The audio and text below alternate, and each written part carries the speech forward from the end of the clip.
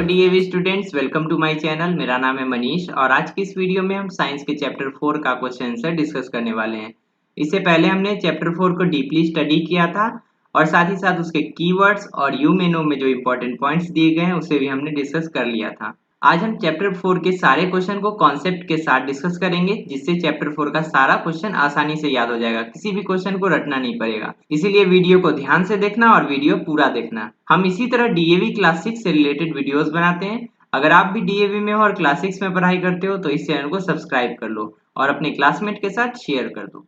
यहाँ पे सबसे पहले है क्वेश्चन नंबर ए में फिल इन द ब्लैंक्स और इसमें पहला क्वेश्चन पूछा गया है, housewife sometime use the method of dash to remove unwanted substances from eatables like rice and pulses. चावल और दाल में से जो अनवांटेड सब्सटेंस होता है, जैसे कि कंकर पत्थर होता है, उसको हम कैसे अलग करते हैं। हमारे घर में हाउस वाइफ यानी कि हमारी मम्मी कैसे अलग करती है, तो नॉर्मली कौन सा प्रोसेस वहां पे अप्लाई होता है, हैंड पिकिंग। सिंपली हाथ से चुन के हटाया जाता है, तो यहाँ पे हम फिल करेंगे हैंड पिकिंग। नेक्स्ट है हमारा, common salt is prepared on large scale through the process of dash. Common salt जो लार्ज स्केल पे बनाया जाता है, कैसे बनाया जाता है, समुद्र के पानी से। समुद्र का पानी को इवेपोरेट करवा दिया जाता है और जो नीचे बच जाता है वही होता है कॉमन सॉल्ट। तो कॉमन सॉल्ट जो लार्ज स्केल पे बनता है उसके लिए हम यहाँ पे फिल करेंगे इवेपोरेशन। लेकिन अगर यहाँ पे पूछ दिया जाता है कि कॉमन सॉल्ट को प्यूरिफाई किस प्रोसेस से करते हैं, तो उसके लिए हम यहाँ पे फिल करते क्रिस्टलाइजेशन, लेकिन यहाँ पे होगा इवेपोरेशन। उसके बाद थर्ड क्वेश्चन है, separation of tea leaves from T is done by the process called dash.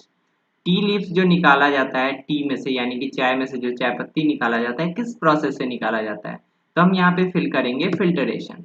अब यहाँ पे देखो सीविंग भी हो सकता है, लेकिन सीविंग यहाँ पे क्यों नहीं होगा उसका रीजन समझ लो। सीविंग जो किया जाता है वो बहुत ज्यादा अगर सब्सटेंस है मिला हुआ तो उस केस में हम सीविंग करते हैं, लेकिन अगर थोड़ा सा सब्सटेंस मिला हुआ है जैसे कि चाय पत्ती चाय में बहुत कम होता है, तो उसके लिए हम जो प्रोसेस अपनाएंगे वो होगा फिल्टरेशन। इसीलिए यहाँ पे फिल्टरेशन फिल करना ज्यादा अप्रोप्रिएट होगा। नेक्स्ट क्वेश्चन है 4, इसमें बोला गया the process of dash can be use to increase the rate of sedimentation of the suspended particle in a solid liquid mixture. Solid liquid का जो मिक्सचर होता है उसमें जो पार्टिकल्स होता है, इसको सेडिमेटेट करने के लिए, मतलब नीचे जल्दी से सेटल डाउन करने के लिए कौन सा प्रोसेस अपनाया जाता है, तो उसके लिए हम जो प्रोसेस अपनाते हैं उसका नाम है लोडिंग। लोडिंग प्रोसेस में हम क्या करते हैं, लोडिंग प्रोसेस में हम एलम का एक टुकड़ा डाल देते हैं मिक्सचर में। एलम के डालते ही सारा पार्टिकल्स बहुत तेजी से नीचे जाके बैठ जाता है। बस यही यहाँ पे हमें फिल करना था। नेक्स्ट क्वेश्चन नंबर 5 है, इसमें पूछा गया है, the method use to separate the fine particles suspended in liquid by rotating the mixture at high speed is known as.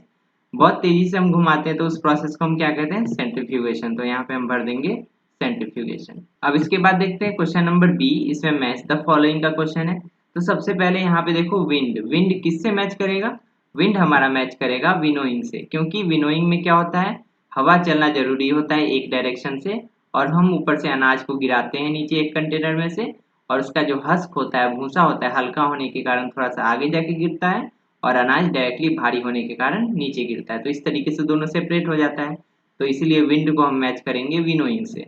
उसके बाद नेक्स्ट है chalk powder and water. Chalk powder and water को हम मैच करेंगे sedimentation से। जैसे कि water में चॉक पाउडर मिला हुआ है तो उसको हम अलग कैसे करेंगे, उसको हम सेडिमेंटेशन प्रोसेस से सारा चॉक पाउडर को नीचे बैठने देंगे। जब बैठ जाएगा तो इस पानी को हम दूसरे कंटेनर में निकाल लेंगे, तो फाइनली ये दोनों सेपरेट हो जाएगा।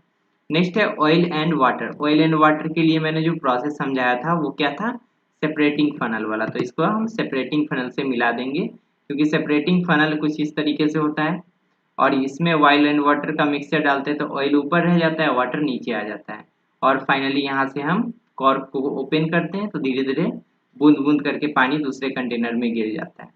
तो ये सब मैंने अच्छे से चैप्टर वाले वीडियो में समझाया, अगर कोई डाउट है तो इन सब के रिलेटेड तो वहां से जाकर देख लेना। उसके बाद क्वेश्चन नंबर 4 है, इसमें पूछा गया है, separating peas from cooked pulao. Cooked pulao में से पीस यानी कि मटर को सेपरेट करना कैसे करेंगे, सिंपली हैंड पिकिंग से। तो इसको मैच कर देंगे हैंड पिकिंग। उसके बाद म्यूजलिन क्लोथ, ये एक तरीके का कपड़ा होता है जो कि फिल्टरेशन के लिए काम में आता है, तो इसको हम मैच करेंगे फिल्टरेशन से। नेक्स्ट है कैम्फोर एंड सॉल्ट, ये एक मिक्सचर है। इसको हम किस प्रोसेस से अलग कर सकते हैं? लास्ट यहाँ पे बचता है सब्लिमेशन, क्योंकि कैम्फोर इजीली सबलाइम हो सकता है, इसलिए हम इसको मैच करेंगे सब्लिमेशन से। नेक्स्ट क्वेश्चन नंबर सी है, इसमें टिक द करेक्ट बोला गया है, जो भी सही है उसको टिक करना है। सबसे पहला क्वेश्चन पूछा गया है, which of the following is an example of heterogeneous mixture.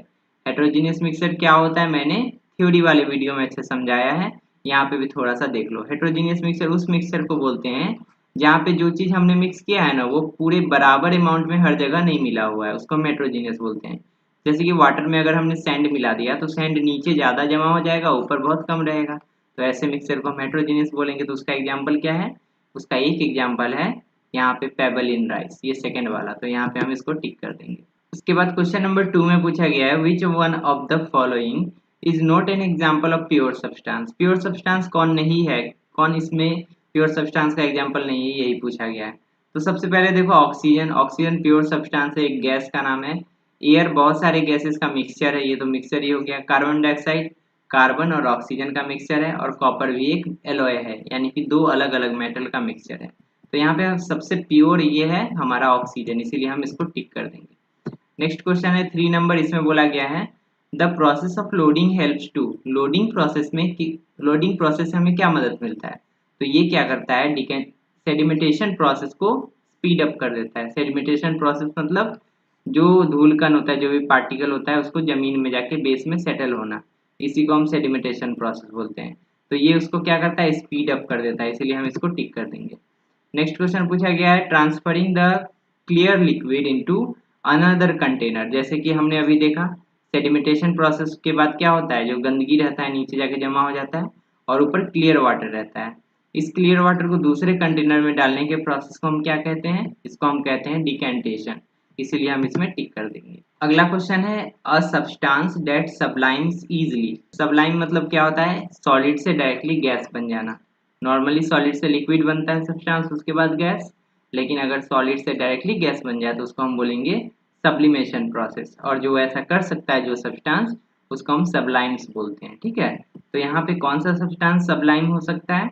ये है नेपथलीन। नेपथलीन का गोली देखे होगे बाथरूम में और कपड़ों में हम रखते हैं, उस वो क्या होता है, डायरेक्टली गैस बन जाता है, वो कभी लिक्विड नहीं बनता है, तो इसलिए उसमें हम टिक कर देंगे। तो यहाँ तक हमने सारे ऑब्जेक्टिव क्वेश्चन को डिस्कस कर लिया। वीडियो अच्छा लग रहा है तो वीडियो को जल्दी से एक लाइक कर दो, फिर हम आगे बढ़ते हैं। अब देखो सबसे पहला जो क्वेश्चन यहाँ पे उसमें पूछा गया है, शॉर्ट क्वेश्चन है ये, क्वेश्चन नंबर डी। इसमें पूछा गया है, name any 3 methods used for separating solid solid mixture. ठीक है, सॉलिड सॉलिड मिक्सचर है, मतलब दो सॉलिड मिला हुआ है तो उसको कैसे कैसे अलग कर सकते हैं। तो हमने पहले एक माइंड मैप बनाया था, तो हमने ये जो माइंड मैप बनाया था इसको एक बार स्क्रीनशॉट लेके कॉपी में नोट कर लेना।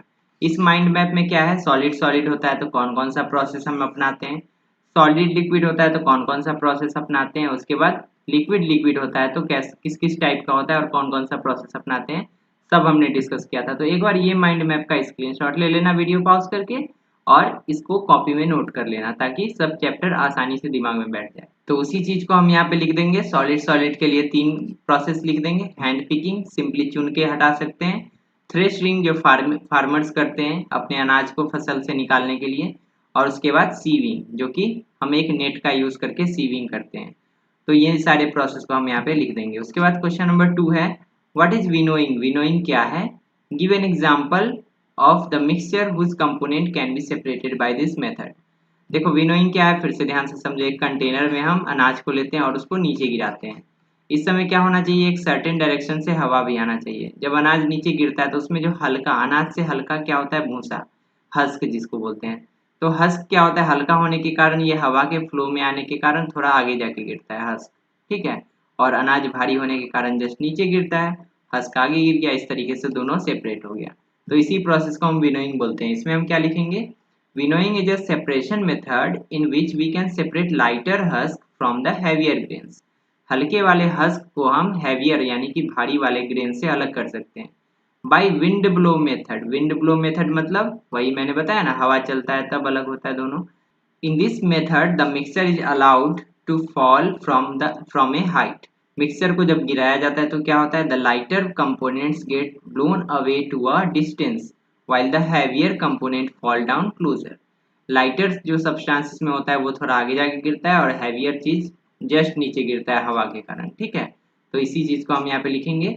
और उसके बाद एग्जाम्पल भी पूछा था ना, गिव एन एग्जाम्पल, तो उसके लिए हम लिख देंगे we can separate wheat and husk by this method. हम किसको किसको अलग कर सकते हैं, गेहूं को और इसके भूसे को अलग कर सकते हैं। अब देखो क्वेश्चन नंबर 3 इसमें बोला है some iron pins get scattered on the carpet when you are expecting guest. तुम्हारे घर में गेस्ट आने वाले हैं और तुम्हारे कारपेट पे क्या हो गया, बहुत सारा आयरन का पिन गिर गया है, बहुत सारा नेल्स गिर गया है। तो अब तुम्हें क्या करना है, how can one collect all pin in shortest possible time. तो कोई भी सबसे कम समय में सारे पिन को कैसे वहां से कलेक्ट कर सकता है। अगर हैंड पिकिंग से कलेक्ट करेगा तो बहुत टाइम लग जाएगा। तो क्या प्रोसेस से कलेक्ट कर सकता है, तो हम यहाँ पे मैग्नेटिक सेपरेशन अप्लाई कर सकते हैं। क्यों, क्योंकि जो आयरन पिन है वो मैग्नेटिक प्रॉपर्टी होल्ड करता है, वो मैग्नेट की तरफ अट्रैक्ट हो सकता है, इसीलिए हम यहाँ पे मैग्नेटिक सेपरेशन अप्लाई करेंगे। उसी के लिए हम आंसर लिखेंगे as the iron pins hold magnetic properties so we can collect all scattered iron nails by hovering a magnet and all the nails will be picked up। इसका मतलब जो भी हमारे कारपेट पे नेल का टुकड़ा गिरा हुआ है उसके ऊपर जब भी हम एक मैग्नेट के टुकड़े को हॉवर कराएंगे, यानी कि ऊपर से ऐसे ले जाएंगे, तो क्या होगा कि सारा नेल्स का पार्ट, नेल्स यहाँ पे जो है वो जाके इसमें चिपक जाएगा और फाइनली कलेक्ट हो जाएगा बहुत आसानी से। तो यही चीज हमने यहाँ पे लिख दिया। नेक्स्ट क्वेश्चन है name any 3 substances which sublime on heating. Sublime means मैंने बहुत बार बताया क्या होता है, सॉलिड से डायरेक्टली गैस बन जाना, ठीक है, इसी को सब्लिमेशन बोलते हैं। जनरली क्या होता है, सॉलिड से लिक्विड बनता है फिर लिक्विड से गैस बनता है, लेकिन अगर सॉलिड से डायरेक्टली गैस बने तो उसको हम बोलते हैं सब्लिमेशन प्रोसेस। तो कौन कौन सा सब्सटेंस है जो कि सब्लाइम हो सकता है, उसी का नाम यहाँ पे पूछा गया था। तो हम लिखेंगे the substances which sublime on heating are, यहाँ पे हीटिंग है HEATING, ठीक है। जो सब्सटेंस हीटिंग करने पे सब्लाइम हो सकता है वो क्या क्या है, कैम्फोर, कैम्फोर डायरेक्टली गैस बन जाता है। उसके बाद अमोनियम क्लोराइड डायरेक्टली गैस बनता है, आयोडीन भी डायरेक्टली गैस बनता है और नेप्थलीन बॉल्स भी डायरेक्टली गैस बन जाता है। तो ये 4 नाम मैंने लिख दिया है, जो भी 3 याद रहे तुम एग्जाम में लिख सकते हो, क्योंकि यहाँ पे 3 सब्सटेंस का नाम पूछा था। उसके बाद क्वेश्चन नंबर 5 को देखो, इसमें पूछा गया व्हाट इज क्रिस्टलाइजेशन। क्रिस्टलाइजेशन क्या है, name any 3 substances which can be purified using this technique. Crystallisation process क्या है, ये सिमिलर टू इवेपोरेशन है, लेकिन इसमें क्या करते हैं हम, इसमें हम पहले सबसे पहले एक सैचुरेटेड सॉल्यूशन बनाते हैं, ठीक है। सैचुरेटेड सॉल्यूशन मतलब एक सर्टेन टेम्परेचर पे हम वाटर लेते हैं, टेम्परेचर न बढ़ाना है न घटाना है। उसके बाद हम इसमें चीनी या नमक को घुलाना स्टार्ट करते हैं। जब ये घुलना बंद हो जाता है तो हम इसको बोलते हैं सैचुरेटेड सॉल्यूशन। तो हम सैचुरेटेड सॉल्यूशन को चाइना क्ले पे डाल के बर्नर को ऑन करके गर्म करते हैं।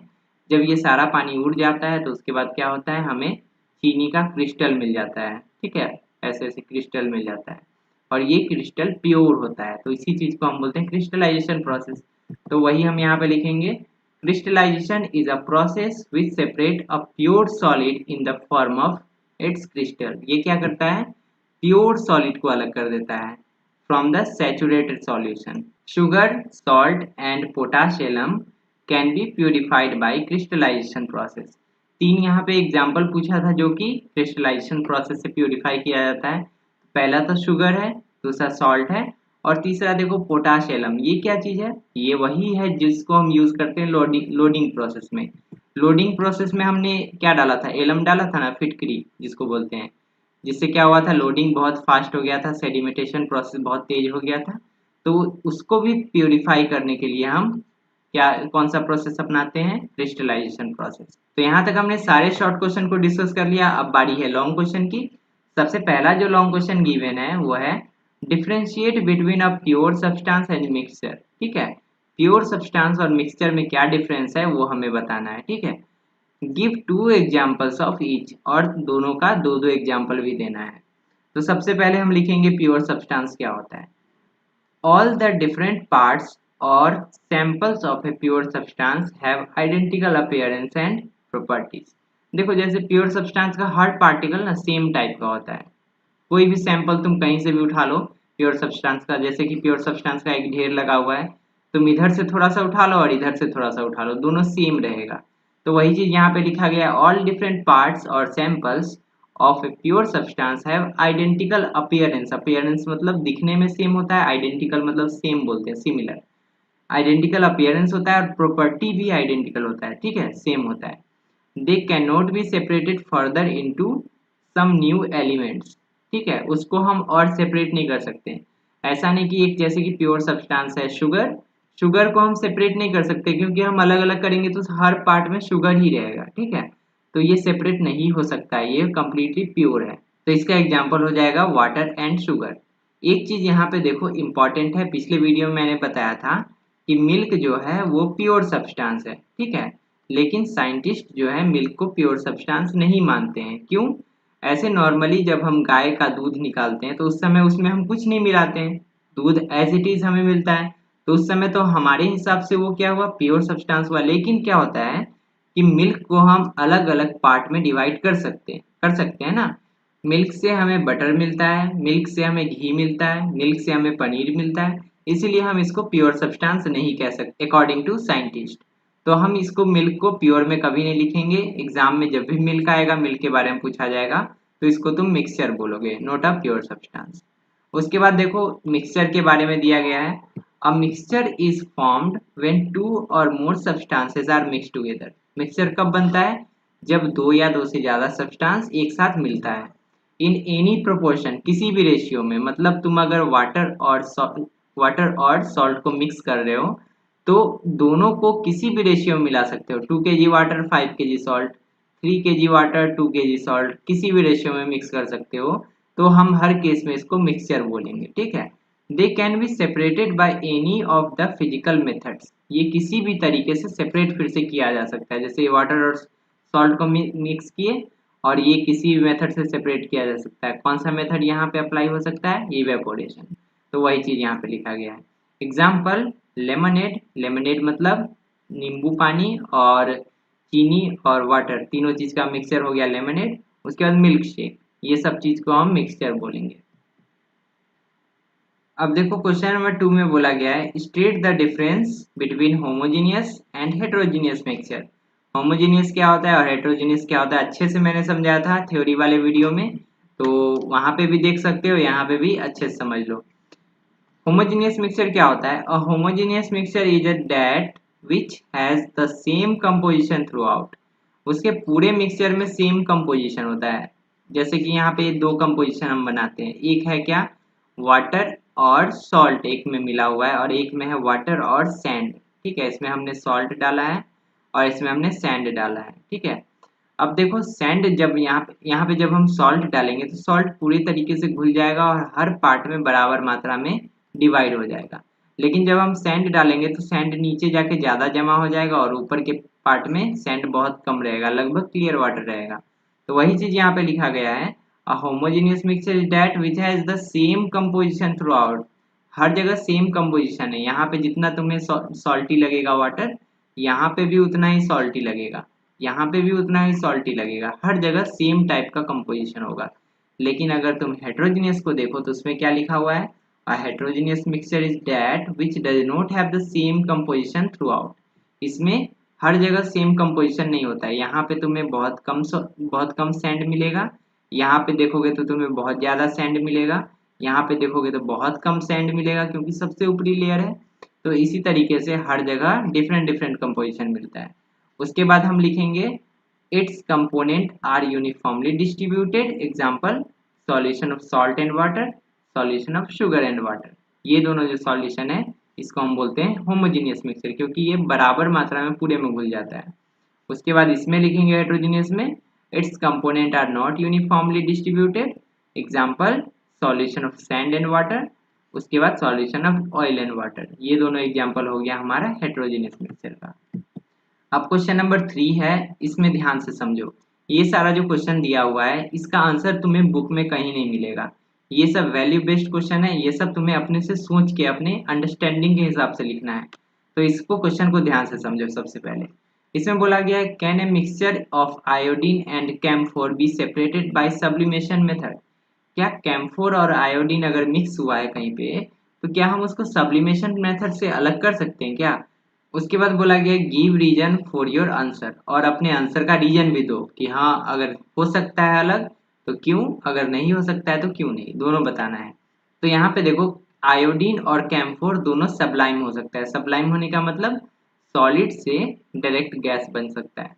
तो जब हम आयोडीन प्लस कैम्फोर को चाइना क्ले पे डालेंगे, आयोडीन प्लस कैम्फोर को चाइना क्ले पे डाल के जब बर्नर को ऑन करेंगे, तो बर्नर को ऑन करते ही दोनों क्या होगा, सबलाइम हो जाएगा, दोनों भाप बन जाएगा।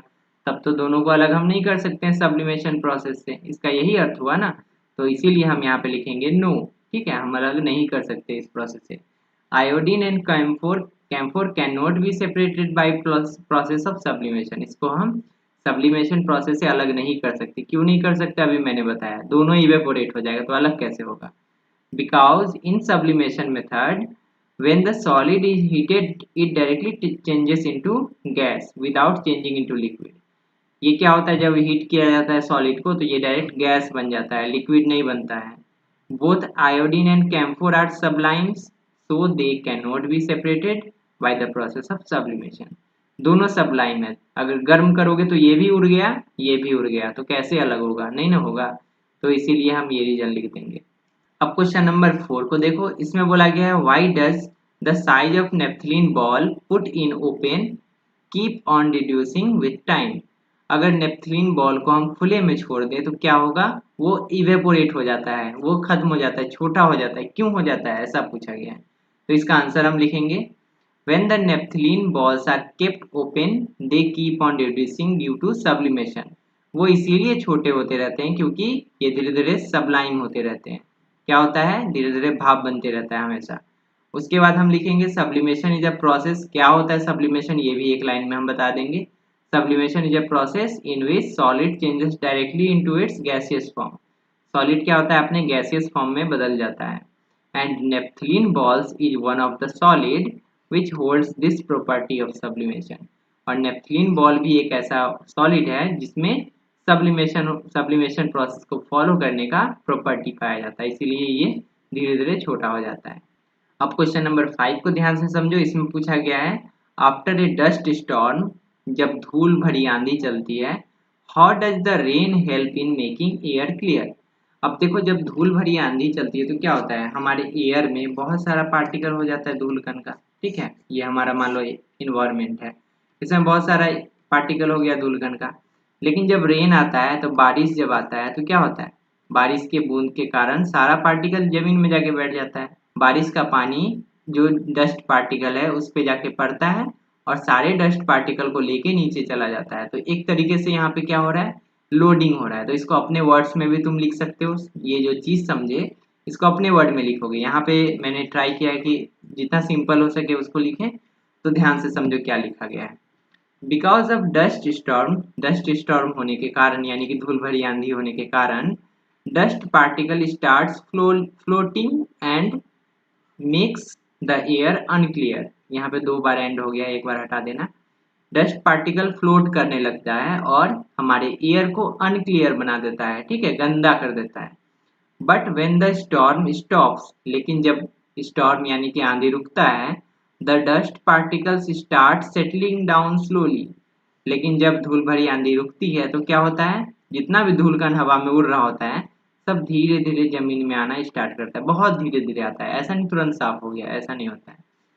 इन this condition rain acts as a helper to settle down particles more quickly. इस कंडीशन में अगर बारिश हो जाए उस समय तो क्या होता है, सारा पार्टिकल को बहुत तेजी से, रेन का जो ड्रॉपलेट होता है वो सारा पार्टिकल को तेजी से नीचे आने में हेल्प कर देता है। And decreases the time of sedimentation and makes the air clear.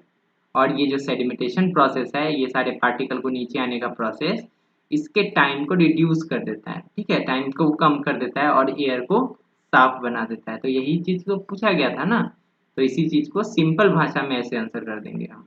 अब क्वेश्चन नंबर 6 को देखो, इसमें बोला गया है सॉ डस्ट, यानी कि जैसे सॉ डस्ट किसको बोलते हैं, जब लकड़ी को आरी से काटा जाता है, जैसे लकड़ी का टुकड़ा को आरी से काटा जाता है तो क्या होता है, इसका बहुत छोटा छोटा बुरादा गिरता है ना, इस बुरादे को हम बोलते हैं सॉ डस्ट। तो जब सॉ डस्ट वाटर में मिक्स रहेगा, mixed in water, can not be separated bye sedimentation method. Why, अगर मान लो वाटर है, उसमें तुमने सॉ डस्ट को मिला दिया, ठीक है, सॉ डस्ट को मिला दिया, तो उसको सेडिमेंटेशन प्रोसेस से हम अलग नहीं कर सकते। क्यों, यही पूछा गया है। तो देखो सेडिमेंटेशन प्रोसेस में क्या होता है, जब हम वाटर में सैंड को मिलाते हैं तो सैंड जाके नीचे जाके धीरे धीरे बैठ जाता है नीचे वाले एरिया में। लेकिन जब हम सॉ डस्ट को मिलाएंगे तो सॉ डस्ट क्या होगा, ऊपर ही तैरेगा, क्योंकि सॉ डस्ट डूबेगा नहीं। तो इसीलिए सेडिमेंटेशन प्रोसेस में क्या जरूरी है, जो भी पार्टिकल है उसका नीचे बैठना जरूरी है, तभी ना हम ऊपर से डिकेंटेशन करके सारा पानी निकाल देंगे। लेकिन सॉ डस्ट क्या होगा, ऊपर ही तैरते रहेगा और यहाँ पे सेडिमेंटेशन प्रोसेस नहीं हो पाएगा। ठीक है, सेडिमेंटेशन नहीं होगा तो डिकेंटेशन कैसे करेंगे, ये सारा पानी को हम अलग कंटेनर में कैसे डालेंगे, जैसे डालोगे तो ये सारा पार्टिकल भी ऊपर वाला चला जाएगा। इसीलिए हम यहाँ पे सेडिमेंटेशन अप्लाई ही नहीं कर सकते हैं। तो इसीलिए हम यहाँ पे लिखेंगे as the sawdust is lighter so it floats. Sawdust क्या होता है, हल्का होता है, इसीलिए ये पानी पे तैरता है, ये डूबता नहीं है। ठीक है, ऊपर ही तैरते रहता है। But in sedimentation the substance use to settle down in water. Substance क्या होता है, वाटर में सेटल डाउन होना चाहिए, नीचे जाना चाहिए। Whereas the sawdust will not settle down in water when the mixture of sawdust and water is kept undisturbed। जब sawdust और water के मिक्सचर को तुम undisturbed भी छोड़ दोगे तो वो sawdust नीचे जाके नहीं बैठेगा, क्योंकि वो ऊपर ही तैरता रहेगा, हल्का है ना वो। So sawdust cannot be separated by the process of sedimentation। इसीलिए sawdust को हम सेडिमेंटेशन प्रोसेस से अलग नहीं कर सकते हैं, सिंपल चीज। ठीक है, अब देखो क्वेश्चन नंबर 7। 8 क्वेश्चन इसमें है, थोड़ा सा लंबा इसमें क्वेश्चन दे दिया है। The filtration method cannot be use to separate sugar and salt mixture in water, why. Sugar या सॉल्ट कुछ भी अगर वाटर में मिला हुआ है तो उसको हम फिल्ट्रेशन प्रोसेस से क्यों नहीं अलग कर सकते हैं। क्या अलग कर सकते हैं, तुम ही खुद सोच के देखो। फिल्ट्रेशन प्रोसेस में क्या होता है, एक फिल्टर पेपर यूज होता है जिसको हम फनल में रखते हैं और इस मिक्सचर को हम डालते हैं इसमें। ठीक है, ये जो मिक्सचर हमने जो बनाया है इसको इसमें डालते हैं फनल में। फनल में एक नीचे ओपनिंग होता है और इस फनल से जो भी यहाँ पे मिक्सचर है, जो भी मिला हुआ था वाटर में, ये यहाँ पे रुक जाता है और बाकी पानी नीचे आर पार होके निकल जाता है। लेकिन अगर सॉल्युबल चीज है जैसे कि सॉल्ट और शुगर, तो क्या ये फिल्टर पेपर के आर पार जा पाएगा या उसके उस पर ही रुक जाएगा। उसके आर पार आसानी से जा पाएगा, पानी में घुल चुका है ना, तो इसीलिए फिल्टर पेपर इसको नहीं रोक पाएगा, अलग नहीं कर पाएगा। तो इसीलिए हम आंसर सिंपली लिखेंगे filtration is a method that is use to separate insoluble solid. सबसे पहली बात तो फिल्ट्रेशन मेथड में इनसॉल्युबल सॉलिड होना चाहिए और ये जो है दोनों सॉल्युबल है। पहली बात यहीं पे वो कैंसिल हो गया, क्यों नहीं होगा, यहीं पे वेरीफाई हो गया। From a liquid, insoluble solid को अलग करने के लिए यूज होती है ये filtration process from liquid. Next है since salt and sugar both dissolve in water, दोनों पानी में घुल सकते हैं, filtration can not be use to separate the two. इसीलिए फिल्ट्रेशन यूज नहीं किया जा सकता है दोनों को अलग करने के लिए। सिंपल भाषा में इसका आंसर हो गया। अब देखो क्वेश्चन नंबर 8, लास्ट क्वेश्चन है, ध्यान से समझो। इसमें बोला गया है describe the method of centrifugation using an appropriate example. Centrifugation को डिस्क्राइब करना है, सेंट्रीफ्यूगेशन क्या है और एक एग्जाम्पल भी देना है। ठीक है, तो अब देखो सबसे पहले यहाँ पे क्या लिखेंगे, it is a method use to separate the fine particle suspended in a liquid. देखो जैसे लिक्विड है ना, जैसे मान लो एक बाल्टी में पानी लोगे, ठीक है, और वो जो सॉडस्ट हमने देखा ना, सॉडस्ट को इस प्रोसेस से हम अलग कर सकते हैं, सेडिमेंटेशन से तो अलग नहीं हुआ था ना, लेकिन ये जो सेंट्रीफ्यूगेशन प्रोसेस है इससे हम अलग कर सकते हैं। इसमें पानी लोगे बाल्टी में और इसमें सॉडस्ट को डाल दोगे। ठीक है, सॉडस्ट हमने डाल दिया। अब जब इसको तेजी से घुमाओगे ना, बहुत तेजी से ऐसे ऐसे घुमाओगे तो सारा सॉडस्ट क्या होगा, बीच में आके जमा हो जाएगा। ठीक है, बीच में जैसे आके जमा होगा एक कंटेनर से ऐसे पकड़ोगे और उसको निकाल के हटा दोगे। तो इस तरीके से सॉडस्ट को हम अलग कर सकते हैं एक मिक्सचर में से।